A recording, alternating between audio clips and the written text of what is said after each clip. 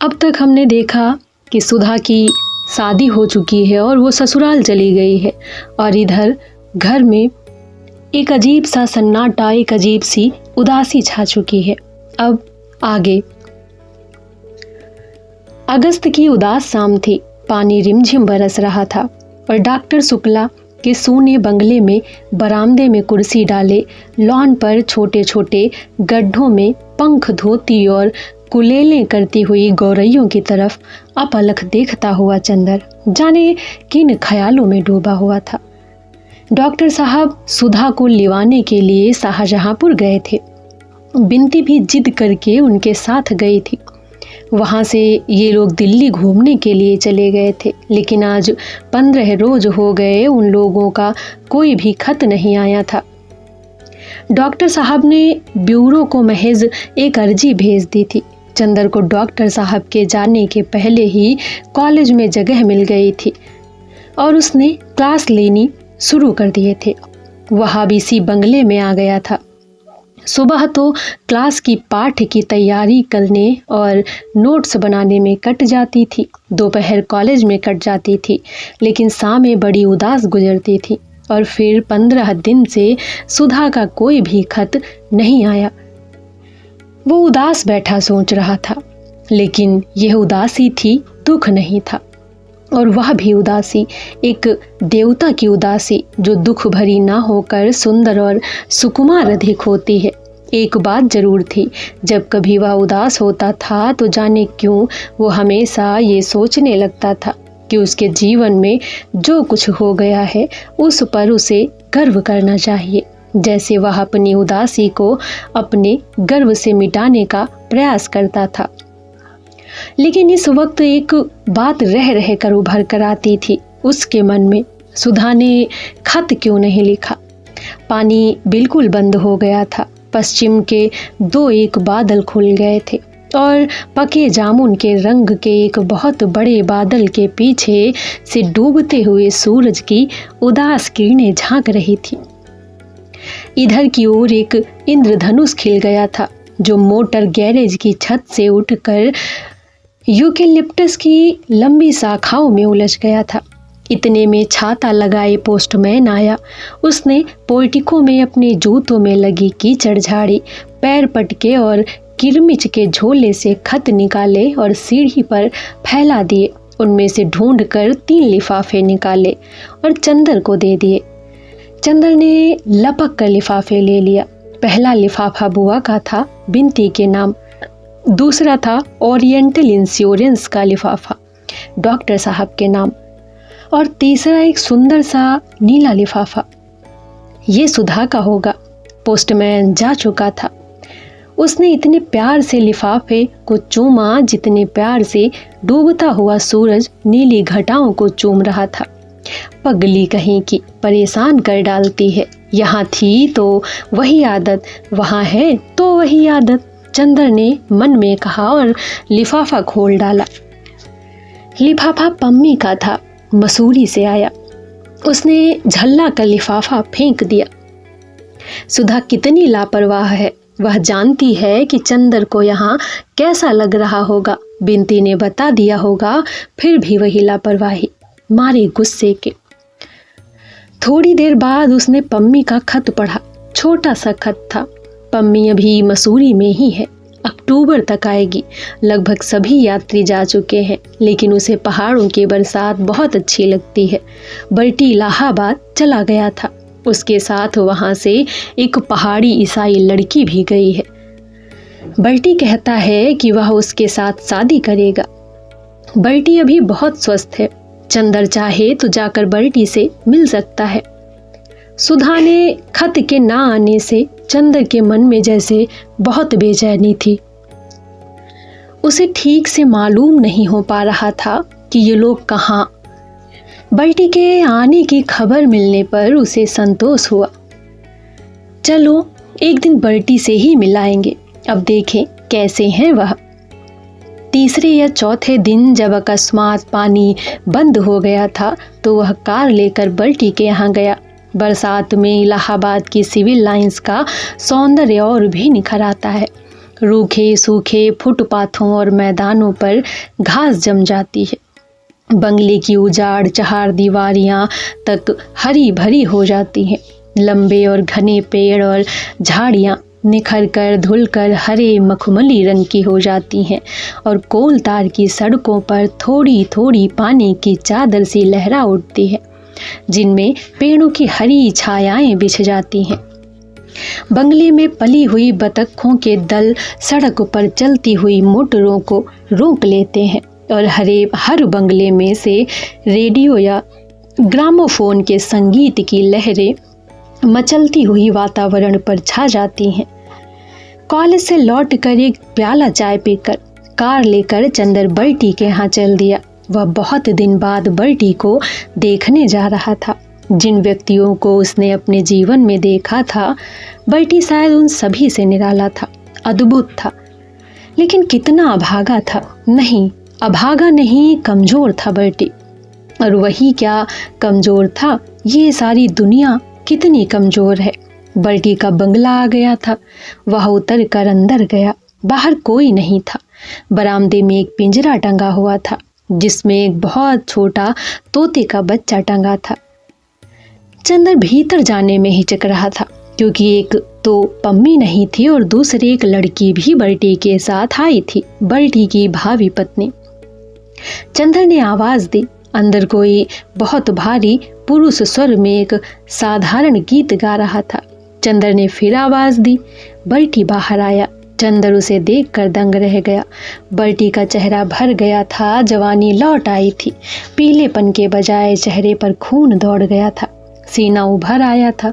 Bertie खाकी रंग का कोट, बहुत मोटा खाकी हैट, खाकी ब्रीचेज, शिकारी बूट पहने हुए था और कंधे पर बंदूक लटक रही थी। वह आया ड्राइंग रूम के दरवाजे पर पीठ झुकाकर एक हाथ से बंदूक पकड़कर एक हाथ से आंखों के आगे रख कर उसने इस तरह देखा जैसे वो शिकार ढूंढ रहा हो। चंदर के प्राण सूख गए। उसने मन ही मन सोचा, पहली बार तो वह कुश्ती में बर्टी से जीत गया था, लेकिन अब की बार जितना मुश्किल है, कहाँ बेकार आकर फंस गया। उसने घबराई हुई आवाज में कहा, ये मैं हूँ मिस्टर बर्टी, चंदर कपूर, पम्मी का मित्र। हाँ हाँ, मैं जानता हूँ। बर्टी तनक कर खड़ा हो गया और हंस कर बोला, मैं आपको भूला नहीं। मैं तो आपको ये दिखला रहा था कि मैं पागल नहीं हूँ, शिकारी हो गया हूँ। और उसने चंदर के कंधे पकड़कर इतना जोर से झकझोर दिया कि चंदर की पसलियां चरमरा उठी। आओ। उसने चंदर के कंधे दबाकर बरामदे की ही कोच पर बिठा दिया और सामने कुर्सी पर बैठता हुआ बोला, मैं तुम्हें अंदर ले चलता, लेकिन अंदर जेनी है और एक मेरा मित्र, दोनों बातें कर रहे हैं। आज जेनी की सालगिरह है। तुम जेनी को जानते हो ना? वह तराई के कस्बे में रहती थी। मुझे मिल गई। बहुत खराब औरत है। मैं तंदुरुस्त हो गया हूँ ना। बहुत मुझे ताज्जुब है कि तंदुरुस्ती के लिए तुमने क्या किया कि 3 महीने तक नफरत, मिस्टर कपूर, औरतों से नफरत, उससे ज़्यादा अच्छा टॉनिक तंदुरुस्ती के लिए कोई नहीं। लेकिन तुम तो शादी करने जा रहे हो, लड़की ले आए हो वहाँ से। अकेली लड़की नहीं मिस्टर, मैं वहाँ से 2 चीज़ लाया हूँ, एक ये तोते का बच्चा और एक जेनी, वही लड़की। तोते को तो मैं बहुत प्यार करता हूँ। ये बड़ा हो जाएगा, बोलने लगेगा तो इसे गोली मार दूंगा। और लड़की से मैं बहुत नफरत करता हूँ, इससे शादी कर लूँगा। क्यों, ठीक है ना? इसको शिकार का चाव है और अब मैं शिकारी हूँ ना। चंदर हाँ कहे या ना कहे, अभी बर्टी का दिमाग बिल्कुल वैसा ही है, इसमें कोई शक नहीं। वो क्या बात करे, अंत में बोला, ये बंदूक तो उतार कर रख दीजिए, हमेशा बांधे रहते हैं। हाँ और क्या, शिकार का पहला सिद्धांत है कि जहाँ खतरा हो, जंगली जानवर हो, वहाँ कभी बिना बंदूक के नहीं जाना चाहिए। और बहुत धीमे से अंदर चंदर के कान में बर्टी बोला, तुम जानते हो चंदर, एक औरत है जो 24 घंटे तक घर में रहती है। मैं तो एक क्षण को बंदूक अलग नहीं रखता। सहसा अंदर से कुछ गिरने की आवाज़ आई। कोई चीखा और लगा जैसे कोई चीज़ पियानो पर गिरी और पर्दों को तोड़ती हुई नीचे आ गई। फिर कुछ झगड़ों की आवाज़ें आईं।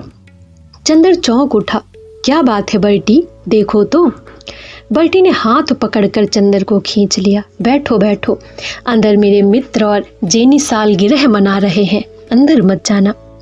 लेकिन ये आवाज़ें कैसी हैं? चंदर ने पूछा।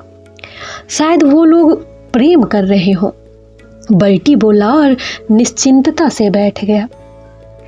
और क्षण भर बाद उसने अजब सा दृश्य देखा।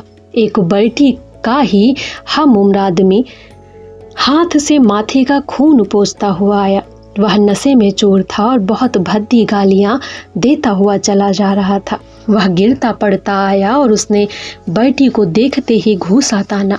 तुमने मुझे धोखा दिया, मुझसे 50,000 रुपये उपहार ले लिया, मैं अभी तुम्हें बताता हूँ। चंदर स्तब्ध था, क्या करे क्या ना करे। इतने में अंदर से जेनी निकली, लंबी तगड़ी कम से कम 30 वर्ष की औरत। आते ही पीछे से उस आदमी की कमीज पकड़ी और उसे सीढ़ियों से नीचे कीचड़ में धकेल दिया और सैकड़ों गाली देते हुए बोले, जा सीधे वरना हड्डी नहीं बचेंगी यहाँ। वो फिर उठा तो खुद भी नीचे कूद पड़ी और घसीटती हुई दरवाजे के बाहर ढकेल आई। बर्टी सांस रोके अपराधी सा खड़ा था। वो लौटी और बर्टी का कॉलर पकड़ लिया। मैं निर्दोष हूँ, मैं कुछ नहीं जानता। सहसा जेनी ने चंदर की ओर देखा। ये भी तुम्हारा दोस्त है, अभी बताती हूँ। और वह चंदर की ओर बढ़ी तो चंदर ने मन ही मन पम्मी का स्मरण किया। कहाँ फंसाया उस कमबख्त ने खत लिखकर। ज्यों ही जेनी ने चंदर का कॉलर पकड़ा कि बर्टी बड़े कातर स्वर में बोला, उसे छोड़ दो, वो मेरा नहीं पम्मी का मित्र है। जेनी रुक गई। तुम पम्मी के मित्र हो? अच्छा, बैठ जाओ बैठ जाओ, तुम शरीफ आदमी मालूम पड़ते हो, मगर आगे से तुम्हारा कोई मित्र आया तो मैं उसकी हत्या कर डालूंगी, समझे कि नहीं बर्टी? बर्टी ने सिर हिलाया। हाँ, समझ गए। जेनी अंदर चली गई, फिर सहसा बाहर आई और बर्टी को पकड़कर घसीटती हुई बोली, पानी बरस रहा है, इतना सर्दी बढ़ रही है और तुमने स्वेटर क्यों नहीं पहना? चलो पहनो, मरने की ठानी है। मैं साफ बता देती हूँ, चाहे दुनिया इधर की उधर हो जाए, मैं बिना शादी किए मरने नहीं दूंगी तुम्हें। और वो बकरे की तरह बर्टी का कान पकड़कर अंदर घसीट ले गई। चंदर ने मन में कहा, ये कुछ इस रहस्यमयी बंगले का असर है कि हर एक का दिमाग खराब ही मालूम देता है। 2 मिनट बाद जब बर्टी लौटा तो उसके गले में गुलबंद ऊनी स्वेटर ऊनी मोजे थे। वह हाफता हुआ आकर बैठ गया। मिस्टर कपूर, तुम्हें मानना ही होगा कि यह लड़की इतनी डाइन जेनी बहुत क्रूर है। मानता हूँ बर्टी, 16 आने मानता हूँ। चंदर ने मुस्कुराहट रोक कर कहा। लेकिन ये झगड़ा क्या है? झगड़ा क्या होता है? औरतों को समझना बड़ा मुश्किल है। इस औरत के फंदे में मैं फंसा कैसे? हाँ, इस औरत के फंदे में फंसे कैसे तुम? चंदर ने पूछा। सी होंठ पर हाथ रखकर धीरे बोलने का इशारा करते हुए बर्टी ने कहा। धीरे बोलो।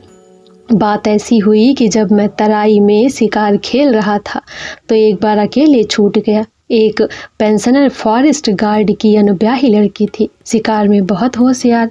मैं भटकते हुए पहुंचा तो इसका बाप बीमार था। मैं रुक गया, तीसरे दिन वह मर गया।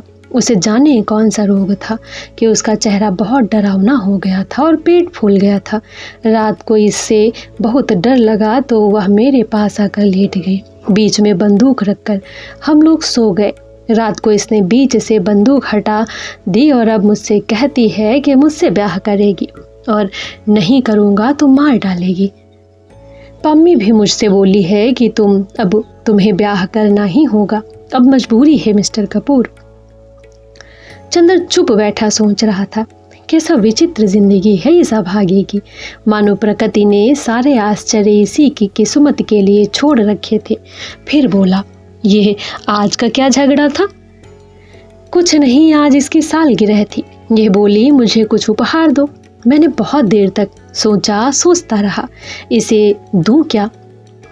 कुछ समझ में नहीं आया। बहुत देर सोचने के बाद मैंने सोचा, मैं तो इसका पति होने जा रहा हूँ, इसे एक प्रेमी उपहार में दे दूँ।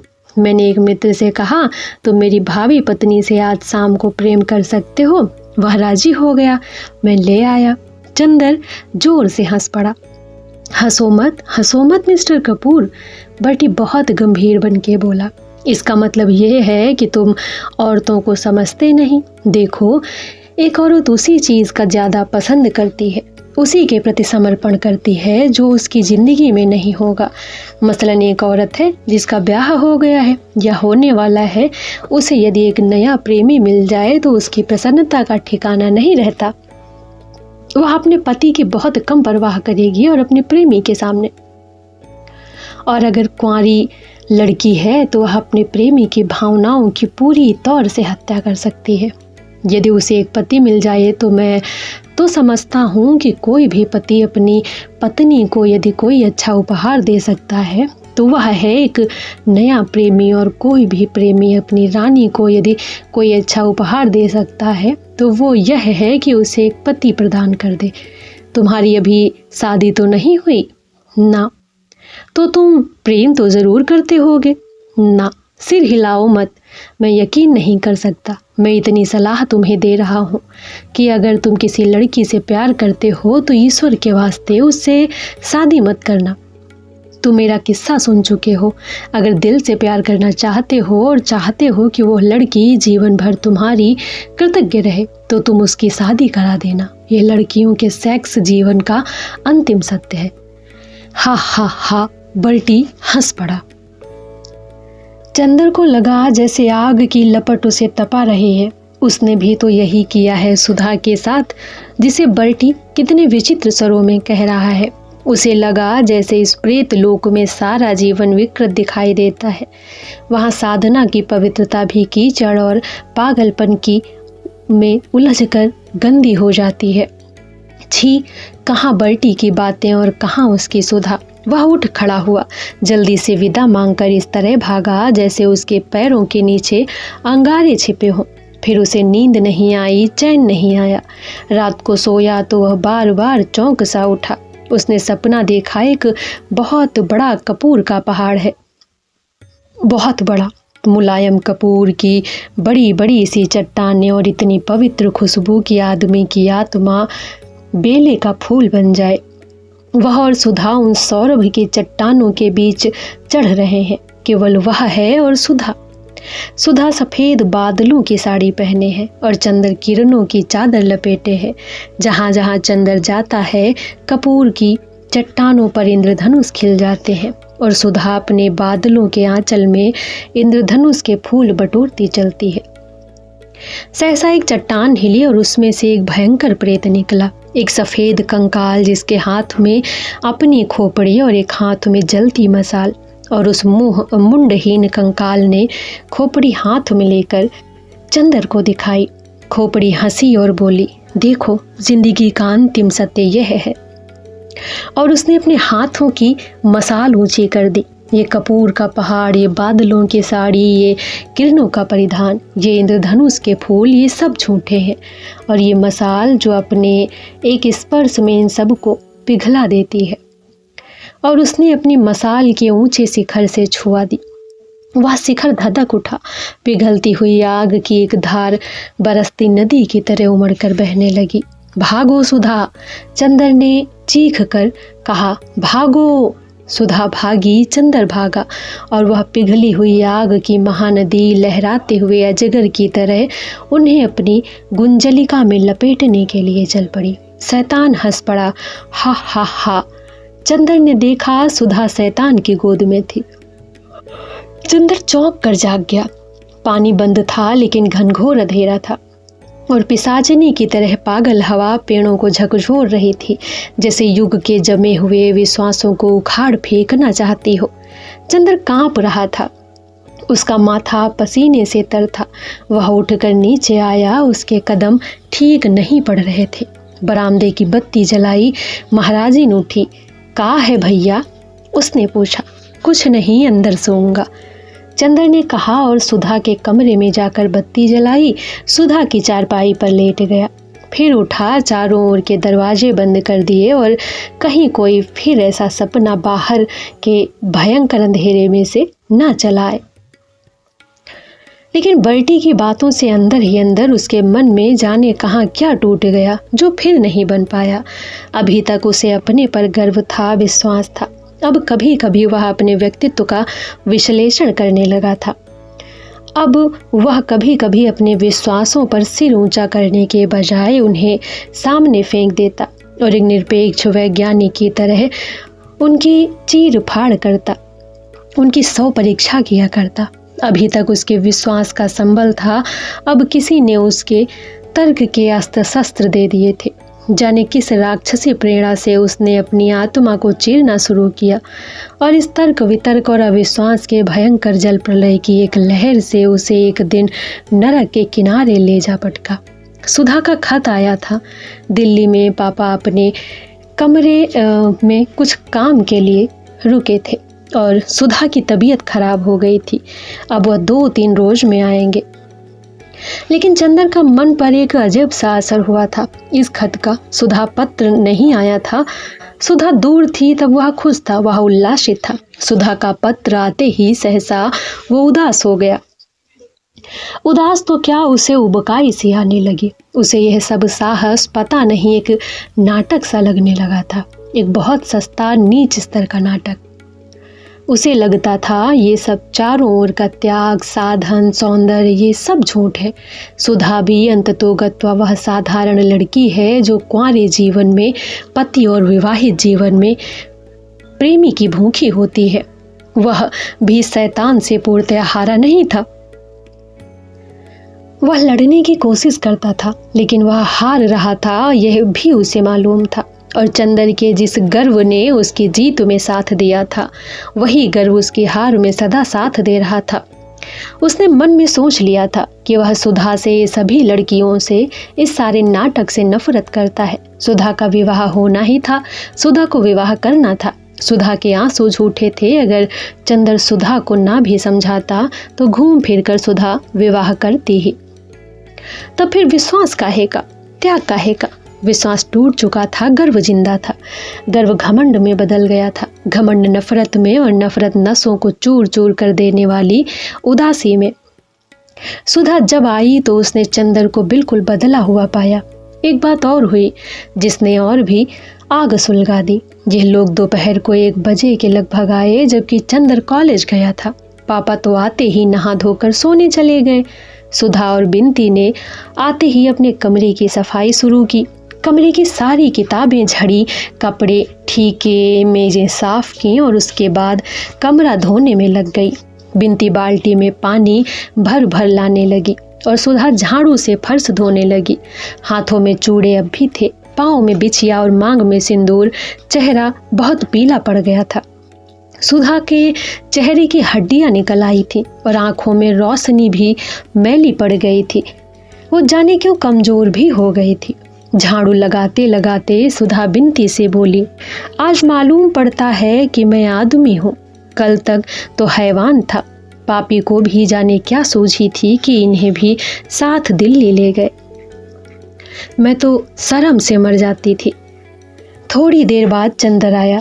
बाहर ही उसे मालूम हो गया था कि सब लोग आ गए हैं। उसे जाने क्यों ऐसा लग रहा था कि वह उल्टे लौट जाए। वह अगर इस घर में गया तो जाने उससे क्या अनर्थ हो जाएगा। लेकिन वह बढ़ता ही गया। स्टडी रूम में डॉक्टर साहब सो रहे थे। वह लौटा और अपने कपड़े उतारने के लिए ड्राइंग रूम की ओर चला। सुधा ने जो ही आहट पाई वह फौरन झाड़ू फेंक कर भागी। सिर खुला, धोती कमर से खुसी हुई, हाथ गंदे, बाल बिखरे और बेतहासा दौड़कर चंदर से लिपट गई और बच्चों की भोली हंसी हंसकर बोली, चंदर चंदर हम आ गए, अब बताओ। और चंदर को इस तरह कस लिया कि अब कभी नहीं छोड़ेगी। छी, दूर हटो सुधा, ये क्या नाटक करती हो। और सुधा को रुखाई से परे हटाकर अपने कोट पर से सुधा के हाथ सी लगी हुई मिट्टी झाड़ते हुए चंदर चुपचाप अपने कमरे में चला गया। सुधा पर जैसे बिजली गिर पड़ती हो। वह पत्थर की तरह खड़ी रही। फिर जैसे लड़खड़ाती हुई अपने कमरे में गई और चारपाई पर लेटकर फूट फूट कर रोने लगी। चंदर सुधा से नहीं बोला। डॉक्टर साहब के जगते ही उसने बातें की। शाम को वह साइकिल लेकर घूमने निकल गया। लौट कर ऊपर छत पर चला गया और बिनती को पुकार कर कहा, अगर तकलीफ ना हो तो जरा ऊपर खाना दे जाओ। बिनती ने थाली लगाई और सुधा से कहा, लो दीदी दे आओ। सुधा ने सिर हिलाकर कहा, तू ही दे आ, अब मैं कौन रह गई उनकी। बिनती के बहुत समझाने पर सुधा ऊपर खाना ले गई। चंदर लेटा था गुमसुम। सुधा ने स्टूल खींचकर खाना रखा। चंदर कुछ नहीं बोला। उसने पानी रखा। चंदर कुछ नहीं बोला। खाओ ना, सुधा ने कहा और एक कौर बनाकर चंदर को देने लगी। तुम जाओ, चंदर ने बड़े रूखे स्वर में कहा, मैं खा लूंगा। सुधा ने कौर थाली में रख दिया और चंदर के पैताने बैठकर बोली, चंदर तुम क्यों नाराज हो? बताओ हमसे क्या पाप हो गया है? पिछले 1.5 महीने हमने एक एक क्षण गिन गिन कर काटे हैं कि कब तुम्हारे पास आए। हमें क्या मालूम था कि तुम ऐसे हो गए हो। मुझे जो चाहे सजा दे लो, लेकिन ऐसा ना करो। तुम तो कुछ भी नहीं समझते। और सुधा ने चंदर के पैरों पर सिर रख दिया। चंदर ने पैर झटक दिए। सुधा, इन सब बातों से फायदा नहीं। अब इस तरह की बातें करना और सुनना मैं भूल गया हूँ। कभी इस तरह की बातें करते अच्छा लगता था। अब तो किसी सुहागिन के मुंह से ये शोभा नहीं देता। सुधा तिलमिला उठी। तो ये सब बात है तुम्हारे मन में, मैं पहले से समझती थी, लेकिन तुम्ही ने तो कहा था चंदर, अब तुम ही ऐसा कह रहे हो। शर्म नहीं आती तुम्हें? और सुधा ने हाथ से ब्याह वाले चूड़े उतार कर छत पर फेंक दिए। बिछिया उतारने लगी और पायलों की तरह पागलों की तरह फटी आवाज में बोली, जो तुमने कहा मैंने किया, अब जो कहोगे वो करूंगी, यही चाहते हो ना? और अंत में उसने अपनी बिछिया उतारकर छत पर फेंक दी। चंदर कांप गया। उसने इस दृश्य की कल्पना भी नहीं की थी। बिनती, बिनती, उसने घबरा कर पुकारा और सुधा से बोला, अरे ये क्या कर रही हो? कोई देखेगा तो क्या सोचेगा? पहनो जल्दी से। मुझे किसी की परवाह नहीं, तुम्हारा तो जी ठंडा पड़ जाएगा।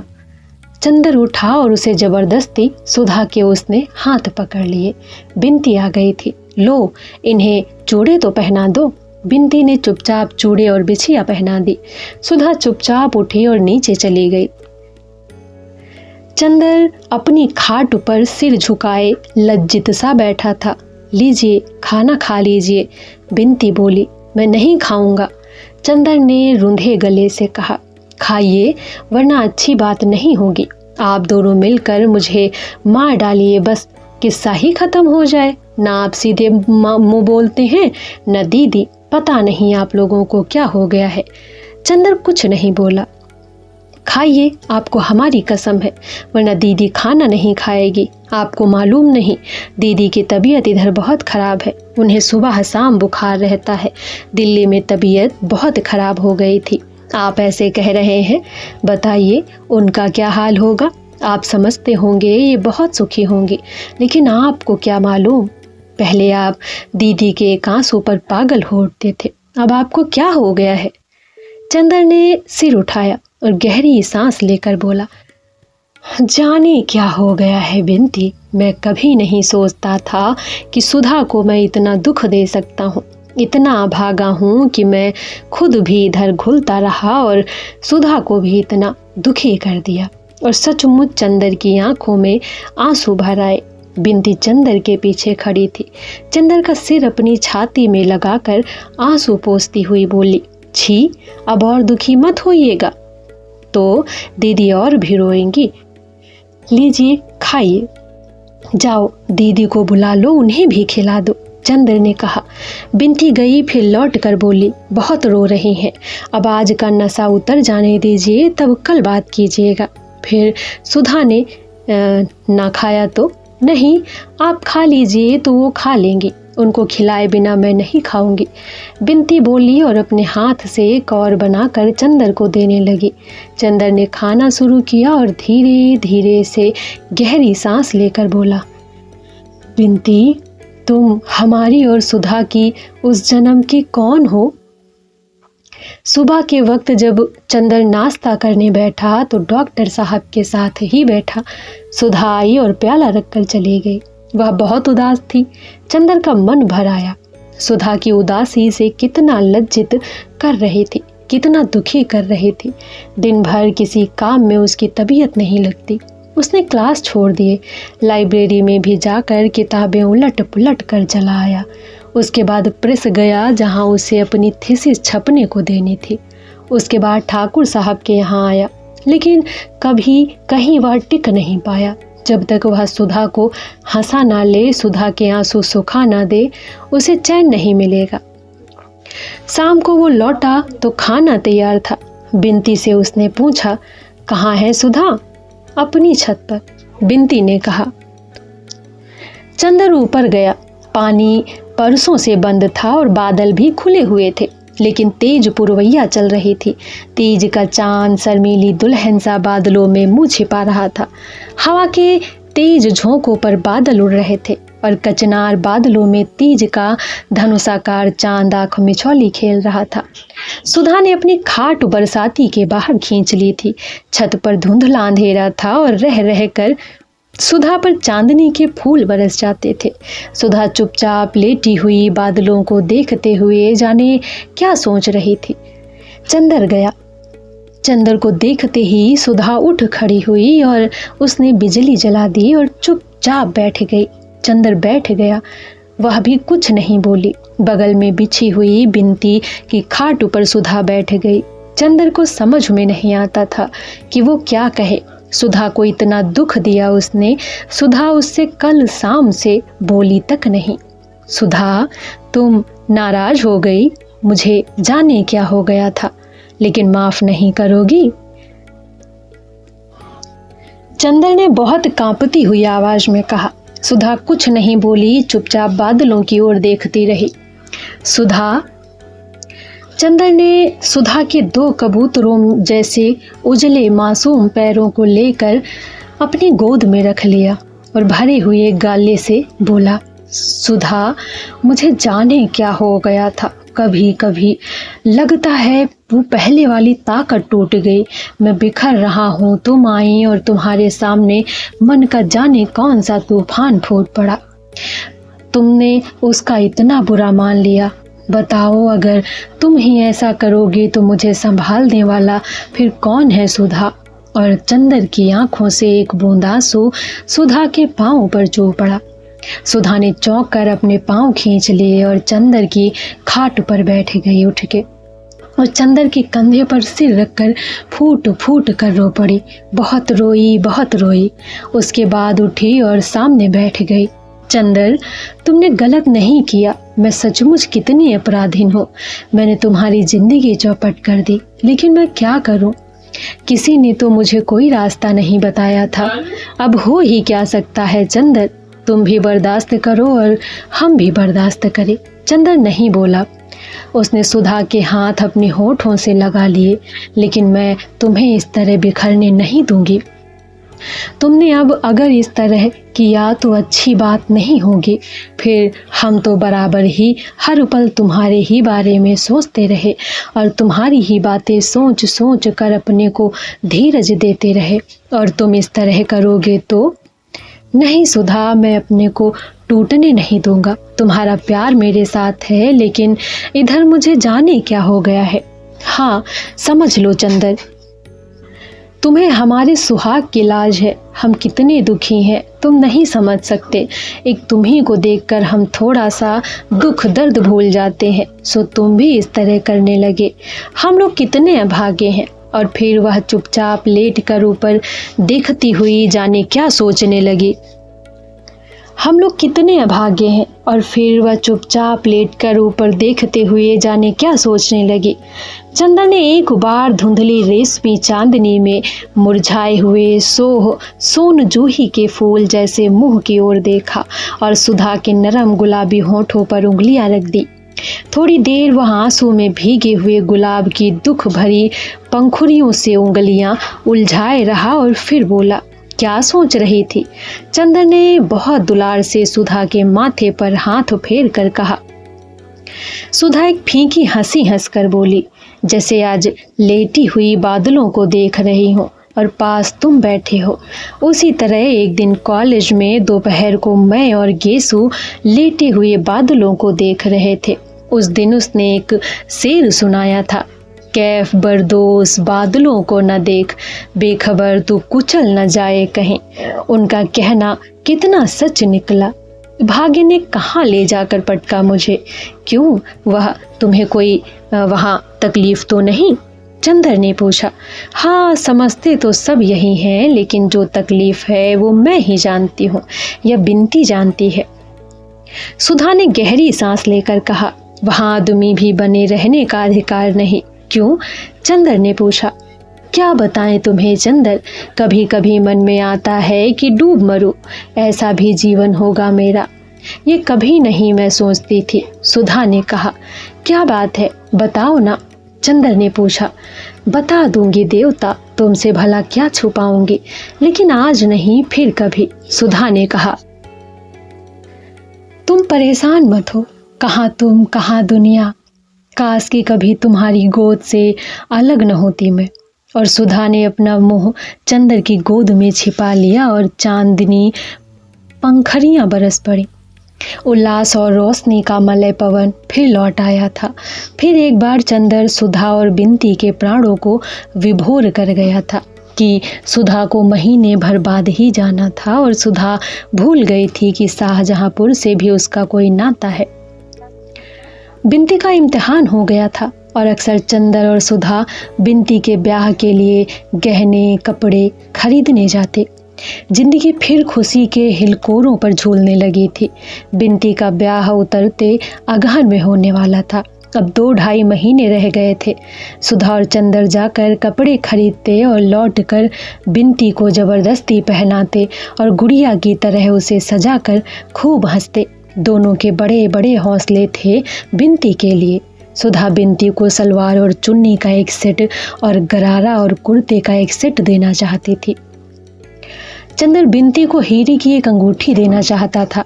चंदर बिनती को बहुत स्नेह करने लगा था। वह बिनती के ब्याह में भी जाना चाहता था, लेकिन गांव का मामला काने कुब्जों की बारात। शहर में सुधा और बिनती और चंदर को जितनी आज़ादी थी उतनी वहाँ भला क्यों कर हो सकती थी। फिर कहने वालों की ज़बान, कोई क्या कह बैठे, यही सब सोचकर सुधा ने चंदर को मना कर दिया। इसीलिए चंदर यही बिनती को जितने उपहार और आशीर्वाद देना चाहता था दे रहा था। सुधा का बचपन लौट आया और दिन भर उसकी शरारतों और किलकारियों से घर हिलता था।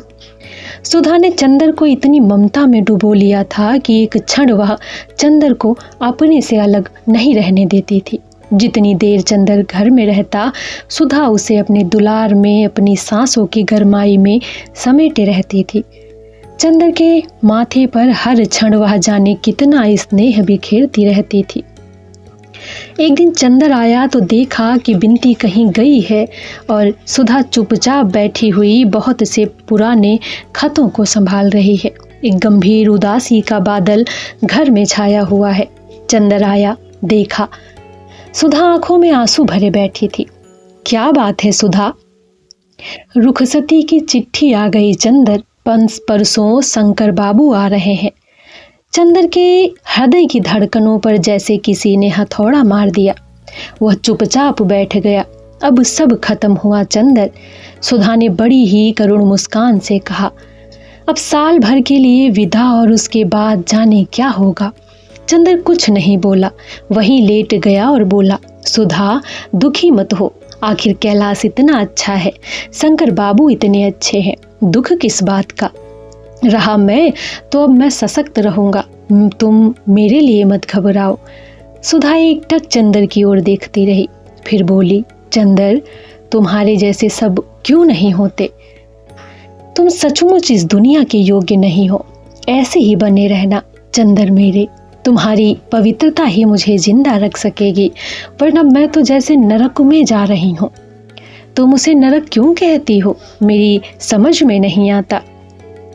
तुम नहीं समझ सकते, तुम अभी बहुत दूर हो इन सब बातों से। लेकिन सुधा बड़ी देर तक चुप रही, फिर सखत सब एक और खिसका दिए और बोली, चंदर, उनमें सब कुछ है, वे बहुत अच्छे हैं, बहुत खुले विचार के हैं, मुझे बहुत चाहते हैं, मुझ पर कहीं से कोई बंधन नहीं।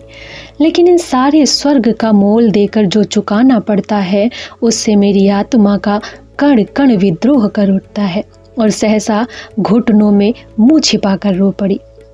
चंदर उठा और सुधा के माथे पर हाथ रखकर बोला, छी, रो मत सुधा, अब तो जैसा है जो कुछ भी है बर्दाश्त करना पड़ेगा। कैसे करूं चंदर?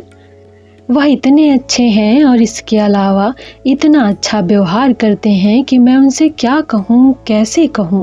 सुधा बोली, जाने दो सुधी, जैसी जिंदगी हो वैसे निबाह करना चाहिए, इसी में सुंदरता है। और जहाँ तक मेरा ख्याल है, वैवाहिक जीवन के प्रथम चरण में ही ये नशा रहता है, फिर किसको ये सोचता है। आओ चलो चाय पिए, उठो, पागलपन नहीं करते, परसों चली जाओगी, रुलाकर नहीं जाना होता, उठो। चंदर ने अपने मन की जुगुप्सा पीकर ऊपर से बहुत स्नेह से कहा। सुधा उठी और चाय ले आई। चंदर ने अपने हाथ से एक कप में चाय बनाई और सुधा को पिलाकर उसी में पीने लगी। चाय पीते पीते सुधी बोली, चंदर, तुम ब्याह मत करना, तुम इसके लिए नहीं बने हो। चंदर सुधा को हंसाना चाहता था। चल स्वार्थी कहीं की, क्यों ना करूं ब्याह, जरूर करूंगा, और जनाब 2-2 करूंगा। अपने आप तो कर लिया और मुझे उपदेश दे रही है। सुधा हंस पड़ी। चंदर ने कहा, बस ऐसे ही हंसती रहना हमेशा, हमारी याद करके, और अगर रोई तो समझ लो हम उसी तरह फिर अशांत हो उठेंगे जैसे अभी तक थे। फिर प्याला सुधा के होठों से लगकर बोला, अच्छा सुधी, कभी तुम सुनो कि मैं उतना पवित्र नहीं रहा जितना कि हूँ, तो तुम क्या करोगी? कभी मेरा व्यक्तित्व अगर बिगड़ गया तब क्या होगा? क्या होगा? मैं रोकने वाली कौन होती हूँ? मैं खुद ही क्या रोक पाई अपने को?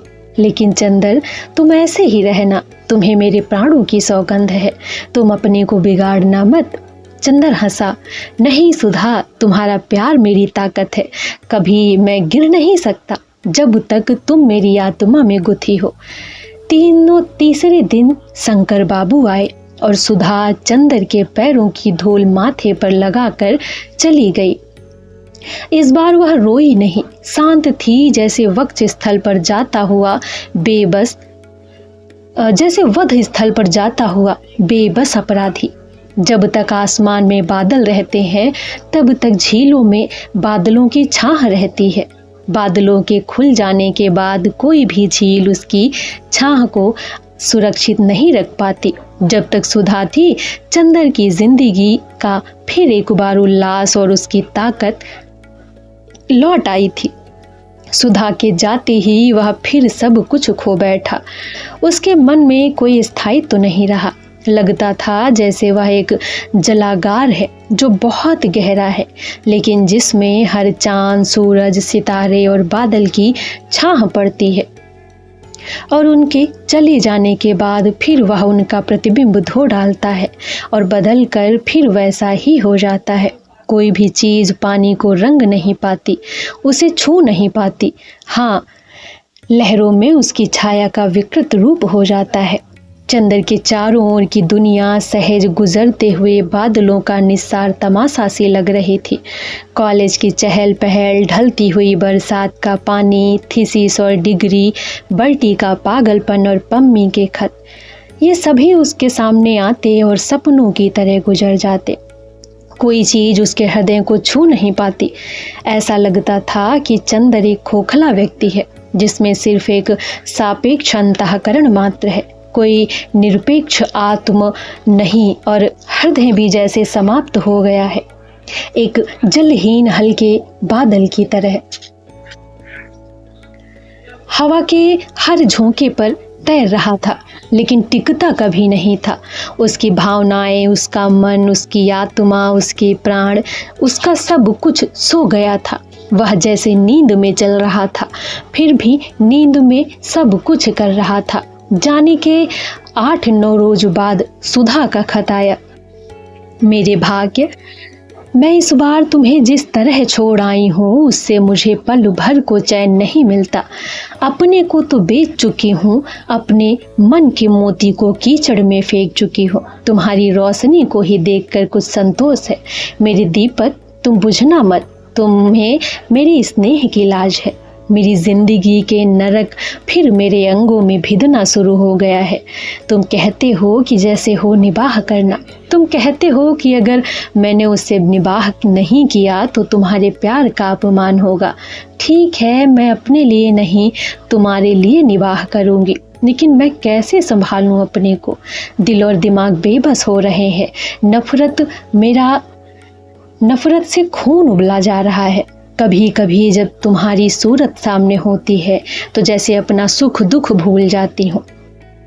लेकिन अब तो जिंदगी का तूफान जाने कितना तेज हो रहा है कि लगता है तुम्हें भी मुझसे खींचकर अलग कर देगा।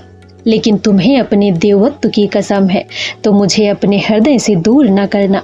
तुम नहीं जानते कि तुम्हारी याद के ही सहारे मैं इस नरक को झेलने में समर्थ हूँ। तुम मुझे कहीं छिपा लो, मैं क्या करूं? मेरा अंग अंग मुझ पर व्यंग कर रहा है। आंखों की नींद खत्म है, पांवों में इतना तीखा दर्द है कि कुछ कह नहीं सकती। उठते बैठते चक्कर आने लगता है, कभी कभी बदन कांपने लगता है। आज वह बरेली गए हैं तो लगता है मैं आदमी हूँ, तभी तुम्हें खत भी लिख रही हूँ। दुखी मत होना। चाहती थी कि तुम्हें ना लिखो, लेकिन बिना लिखे मन नहीं माना। मेरे अपने, तुमने तो यही सोचकर यहाँ भेजा था कि इनसे अच्छा लड़का नहीं मालूम मिलेगा, लेकिन कौन जानता था फूल में भी कीड़े होंगे। अच्छा, अब माँ जी नीचे बुला रही हैं, चलती हूँ। देखो, अपने किसी खत में इन सब बातों का जिक्र मत करना और इसे फाड़ कर फेंक देना। तुम्हारी अभागिन सुधी। चंदर को खत मिला तो जैसे उसकी मूर्छा टूट गई। उसने खत लिया और बिनती को बुलाया। बिनती हाथ में साग और डलिया लिए आई और पास बैठ गई। चंदर ने वो खत बिनती को दे दिया। बिनती ने पढ़ा और चंदर को वापस दे दिया। चुपचाप तरकारी काटने लगी। वह उठा और चुपचाप अपने कमरे में चला गया। थोड़ी देर बाद बिनती चाय लेकर आई और रखकर बोली, आप दीदी को कब खत लिख रहे हैं? मैं नहीं लिखूंगा। चंदर बोला, क्यों? क्या लिखूं बिनती, कुछ समझ में नहीं आता, कुछ झल्ला कर चंदर ने कहा। बिनती चुपचाप बैठ गई। थोड़ी देर बाद चंदर बड़े मुलायम स्वर में बोला, बिनती, एक तुमने कहा था कि मैं देवता हूँ, तुम्हें मुझ पर गर्व है। आज भी तुम्हें मुझ पर गर्व है? पहले से ज्यादा? बिनती बोली, अच्छा, ताज्जुब है? चंदर बोला, अगर तुम जानती कि आजकल कभी कभी मैं क्या सोचता हूँ तो तुम्हें ताज्जुब होता। तुम जानती हो, सुधा के इस खत से मुझे जरा भी दुख नहीं हुआ, सिर्फ झल्लाहट ही हुई है। मैं सोच रहा था कि क्यों सुधा इतना स्वांग भरती है, दुख का और अंतर्द्वंद का। किसी लड़की को ये सब पसंद नहीं। किसी लड़के के प्यार में शरीर का अंश नहीं होता। लाख प्रतिभाशालिनी लड़कियां हो, लेकिन अगर वे किसी को प्यार करेंगी तो उसे अपनी प्रतिभा नहीं देंगी, अपना शरीर ही देंगी। और यदि वह अस्वीकार कर लिया जाए तो शायद प्रतिहिंसा से तड़प भी उठेंगी। अब तो मुझे ऐसा लगने लगा है कि सेक्स ही प्यार है, प्यार का मुख्य अंश है। बाकी सब कुछ उसकी तैयारी है। उसके लिए एक समुचित वातावरण और विश्वास का निर्माण करना है। जाने क्यों मुझे इन सब से बहुत नफरत होती जा रही है। अभी तक मैं सेक्स और प्यार को दो चीजें समझता था, पर विश्वास करता था प्यार पर, सेक्स से नफरत। अब मुझे दोनों ही एक जैसी चीजें लगती हैं। जाने कैसी अरुचि सी हो गई है इस जिंदगी से। तुम्हारी क्या राय है बिनती? मेरी? अरे हम बे पढ़े लिखे आदमी, हम क्या आपसे बातें करेंगी? लेकिन एक बात है, ज्यादा पढ़ना लिखना अच्छा नहीं होता। क्यों चंदर? चंदर ने पूछा। पढ़ने लिखने से ही आप और दीदी जाने क्या क्या सोचते हैं। हमने देहात में देखा है कि वहाँ लड़कियाँ समझती हैं कि उन्हें क्या करना है, इसीलिए कभी इन सब बातों पर अपना मन नहीं बिगाड़ती। बल्कि मैंने तो देखा है कि सभी शादी के बाद मोटी होकर आती हैं, और दीदी अब छोटी सी नहीं कि ऐसी उनकी तबीयत खराब हो जाए। ये सब मन में घुटने का नतीजा है। जब यह होता ही है तो क्यों दीदी दुखी होती है? उन्हें तो और मोटी हो जाना चाहिए, बिनती बोली। इस समस्या का इतना सरल समाधान सुनकर चंदर को हंसी आ गई। अब तुम ससुराल जा रही हो, मोटी होकर आना। धत, आप तो मजाक करने लगे। लेकिन बिनती, तुम इन मामले में बड़ी विद्वान मालूम होती हो। अभी तक ये विद्वता कहाँ छिपा रखी थी? नहीं, आप मजाक ना बनाइए। मैं तो सच बताऊं कि देहाती लड़कियां शहर की लड़कियों से ज्यादा होशियार होती हैं इन सब मामलों में। सच? चंदर ने पूछा। वह गांव की जिंदगी को बेहद निरीह समझता था। हाँ और क्या, वहाँ इतना दुराव, इतना गोपन नहीं है। सब कुछ उनके जीवन का उन्मुक्त है, और ब्याह के पहले ही वहाँ लड़कियाँ सब कुछ। अरे नहीं, चंदर ने बेहद ताज्जुब से कहा। लो, यकीन नहीं होता आपको? मुझे कैसे मालूम हुआ इतना? मैं आपसे कुछ नहीं छिपाती। वहाँ तो सब लोग इतना इसे स्वाभाविक समझते हैं जितना खाना पीना, हंसना बोलना। बस लड़कियाँ इस बात में सचेत रहती हैं कि किसी मुसीबत में ना फंसे। चंदर चुपचाप बैठा चाय पीता रहा। आज तक वह जिंदगी को कितना पवित्र मानता रहा, लेकिन जिंदगी कुछ और ही है। जिंदगी अभी भी वह है जो सृष्टि के आरंभ में थी, और दुनिया कितनी चालाक है, कितनी भुलावा देती है। अंदर से मन में जहर छिपा कर भी होंठों पर कैसी अमृतमयी मुस्कान झलकती रहती है। ये बिनती इतनी शांत, संयत और भोली लगती थी। इसमें सभी गुण भरे हैं। इस दुनिया में चंदर ने अपनी जिंदगी को परखने में कितना बड़ा धोखा खाया है। जिंदगी यह है मांसलता और प्यास, और उसके साथ साथ अपने को छिपाने की कला। वह बैठा बैठा सोचता रहा। सहसा उसने पूछा, बिनती, तुम भी देहात में रही हो और सुधा भी, तुम लोगों की जिंदगी में वह सब कभी आया? बिनती क्षण भर चुप रही, फिर बोली, क्यों, क्या नफरत करोगे सुनकर? नहीं बिनती, जितनी नफरत और अरुचि दिल में आ गई है उससे ज्यादा आ सकती है। भला बताना चाहो तो बता दो। अब मैं जिंदगी को समझना चाहता हूँ वास्तविकता के स्तर पर। चंदर ने गंभीरता से पूछा। मैंने आपसे कुछ नहीं छिपाया, ना अब छिपाऊंगी। पता नहीं क्यों दीदी से भी ज्यादा आप पर विश्वास जमता जा रहा है। सुधा दीदी की जिंदगी में तो ये सब नहीं आ पाया। वे बड़ी विचित्र सी थी, सबसे अलग रहती थी और पढ़ती और कमल के पोखरे में फूल तोड़ती थी। बस मेरी जिंदगी में। चंदर ने चाय का प्याला खिसका दिया। जाने किस भाव से उसने बिनती के चेहरे की ओर देखा। वह शांत थी, निर्विकार थी और बिना किसी हिचक के कहती जा रही थी। चंदर चुप था। बिनती अपने पाँव से चंदर के पाँव की उंगलियां दबाते हुए पूछा, क्यों, क्या सोच रहे हैं आप? सुन रहे हैं आप? जाने दो, मैं नहीं सुनूंगा। लेकिन तुम मुझ पर इतना विश्वास क्यों करती हो? चंदर ने पूछा। जाने क्यों यहाँ आकर मैंने दीदी के साथ आपका व्यवहार देखा, फिर पम्मी वाली घटना हुई। मेरे तन मन में एक विचित्र सी श्रद्धा आपके लिए छा गई। जाने कैसी अरुचि मेरे मन में दुनिया के लिए थी। आपको देखकर मैं फिर स्वस्थ हो गई। ताज्जुब है, तुम्हारे मन की अरुचि दूर हो गई दुनिया के प्रति, और मेरी मन की अरुचि बढ़ गई। कैसे अंतर्विरोध होते हैं मन की प्रतिक्रियाओं में। एक बात पूछो बिनती, तुम मेरी इतने समीप रही हो, सैकड़ों बार ऐसा हुआ होगा जो मेरे विषय में तुम्हारे मन में शंका पैदा कर देता। तुम सैकड़ों बार मेरे सिर को अपने वक्ष पर रखकर मुझे सांत्वना दे चुकी हो। तुम मुझे बहुत प्यारी हो, लेकिन तुम जानती हो मैं तुम्हें प्यार नहीं करता हूँ। फिर यह सब क्या है, क्यों है? बिनती चुप रही। पता नहीं क्यों है, मुझे इतना कभी कोई पाप इसमें नहीं दिखा, और कभी दिखा भी तो मन ने कहा आप इतने पवित्र हैं, आपका चरित्र इतना ऊंचा है कि मेरा पाप भी आपको छूकर पवित्र हो जाएगा। लेकिन बिनती, बस। बिनती ने चंदर को टोक कर कहा, इससे अधिक आप कुछ मत पूछिएगा, मैं हाथ जोड़ती हूँ। चंदर चुप हो गया।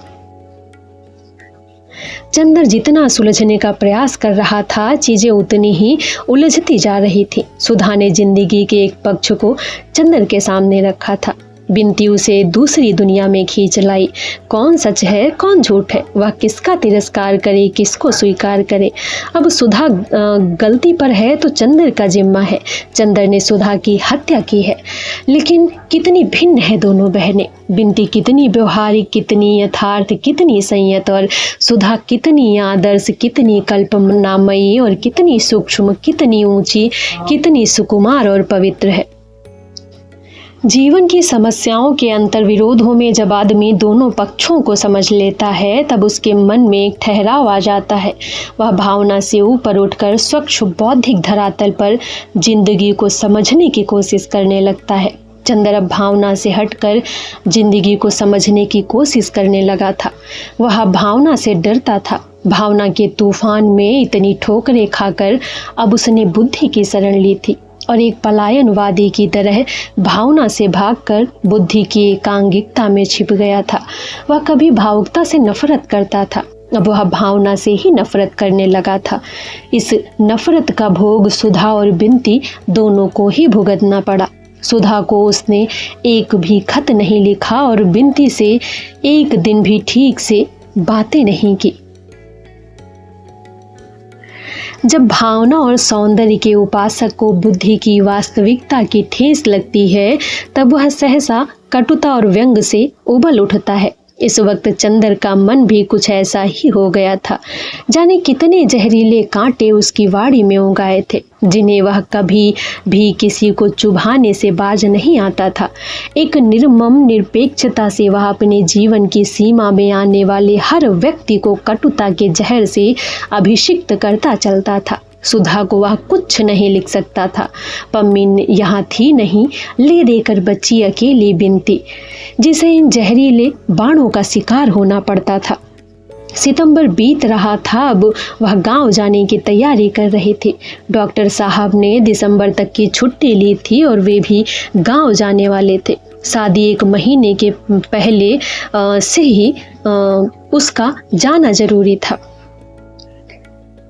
चंदर खुश नहीं था, नाराज नहीं था। एक स्वर्ग भ्रष्ट देवदूत जैसे पिशाचों ने खरीद लिया हो, उन्हीं की तरह वह जिंदगी के सुख दुख को ठोकरें मारता हुआ किनारे पर खड़ा सभी पर हंस रहा था। खास तौर पर नारी पर उसके मन का सारा जहर बिखरने लगा था, और उसमें उसे अक्सर ध्यान नहीं रहता था कि वह किससे क्या बात कर रहा है। बिनती सब कुछ चुपचाप सहती जा रही थी। बिनती को सुधा की तरह रोना नहीं आता था, ना उसकी चंदर इतनी परवाह ही करता था जितनी सुधा की। दोनों में बातें भी बहुत कम होती थी, लेकिन बिनती मन ही मन दुखी थी। वह क्या करे। एक दिन उसने चंदर के पैर पकड़कर बहुत अनुनय विनय से कहा, आपको ये क्या होता जा रहा है? अगर आप ऐसे ही करेंगे तो हम दीदी को लिख देंगे। चंदर बड़ी भयावही हंसी हंसा। दीदी को क्या लिखोगी? अब मुझे उसकी परवाह नहीं, वह दिन गए बिनती, बहुत बन लिए हम। हाँ चंदर बाबू, आप लड़की होते तो समझते। सब समझता हूँ मैं, कैसा दोहरा नाटक खेलती हैं लड़कियां, इधर अपराध करना, उधर मुखबिरी करना। बिनती चुप हो गई। एक दिन जब चंदर कॉलेज से आया तो उसके सिर में दर्द हो रहा था। वह आकर चुपचाप लेट गया। बिनती ने आकर पूछा तो बोला, क्यों क्यों मैं बतलाऊं कि क्या है, तुम मिटा दोगी? बिनती ने चंदर के सिर पर हाथ रखकर कहा, चंदर तुम्हें क्या होता जा रहा है? देखो कैसी हड्डियां निकल आई हैं इधर। इस तरह अपने को मिटाने से क्या फायदा? मिटाने से?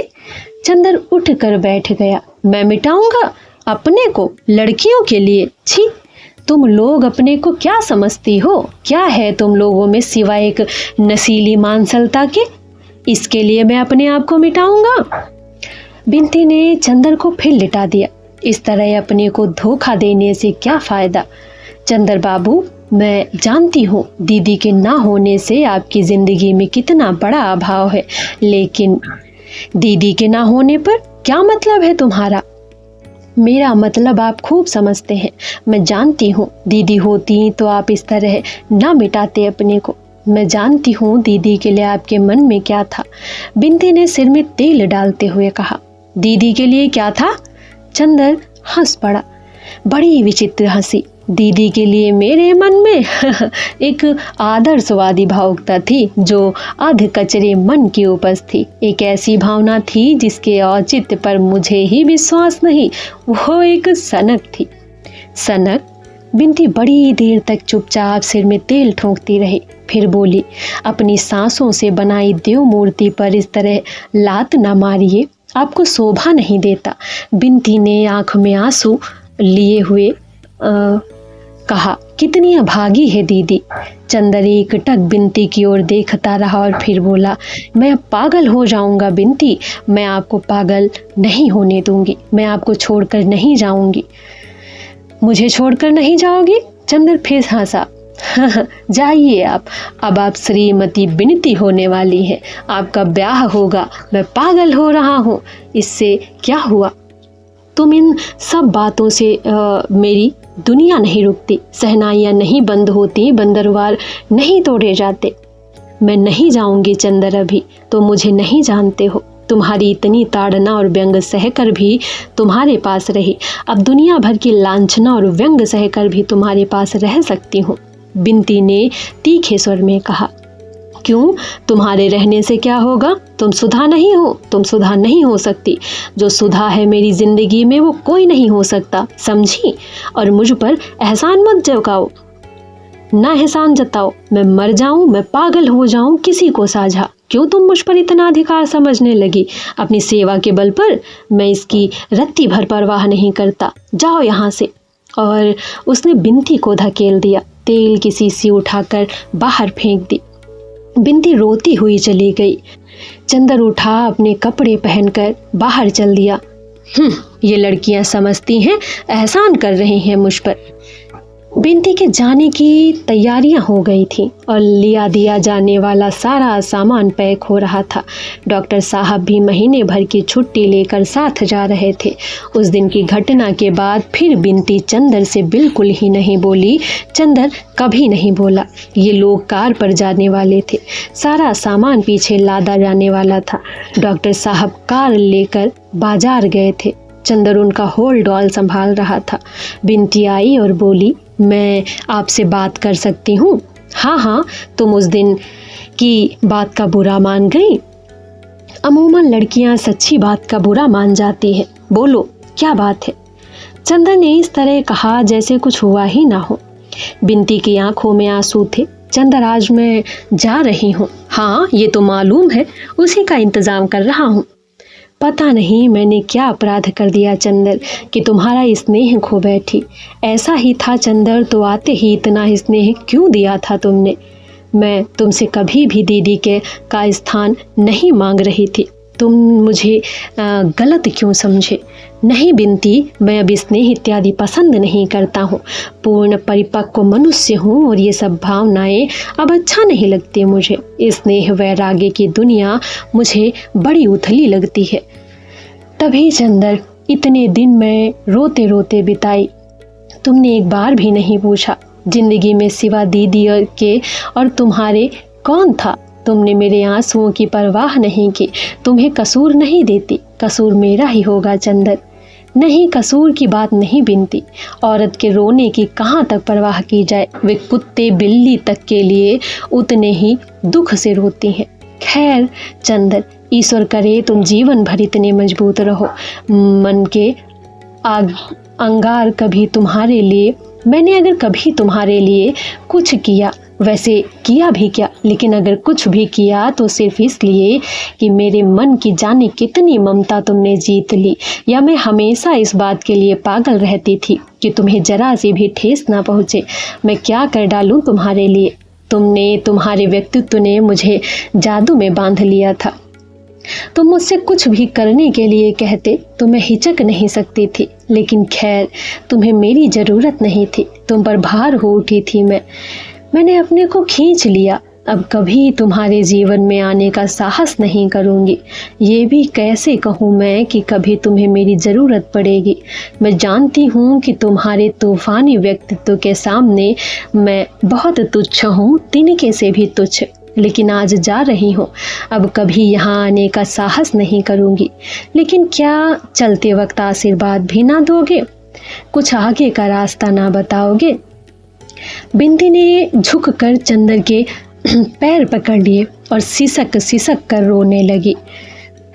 चंदर ने बिंदी को उठाया और पास की कुर्सी पर बिठा दिया और सिर पर हाथ रखकर बोला, आशीर्वाद देवताओं से मांगा जाता है, अब मैं प्रीत हो चुका हूँ।